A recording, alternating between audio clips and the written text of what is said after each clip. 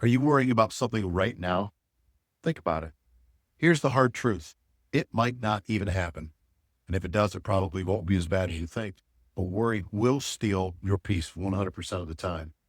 Welcome to the Journey of Freedom channel. I'm Dr. John Vaprezsan, and here we help people just like you navigate through anxiety and depression, looking at the physical, emotional, and spiritual sides of this battle.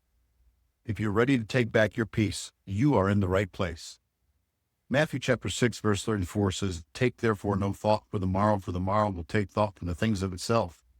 What that means is that stop dragging tomorrow's fears into today's space. In 1940, Winston Churchill became the Prime Minister of Britain during World War II, and the nation was on the brink of a massive invasion. Bombs were raining from the sky.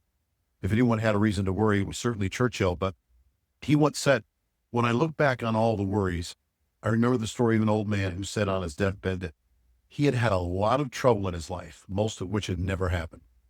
Churchill knew something powerful, that worry wastes your strength before the real battle even begins. He focused on the decisions that he could make today and trusted tomorrow to take care of itself. Let me put your worries in one of three categories. Category number one, most worries never happened.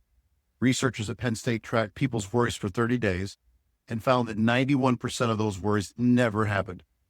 Churchill didn't need to study to prove it. He lived it. So why do we still let phantom fears rob us of peace?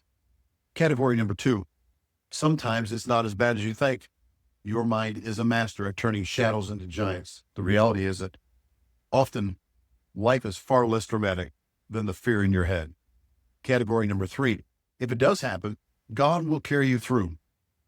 The Apostle Paul knew what it was like to live with something heavy. He had a thorn in the flesh.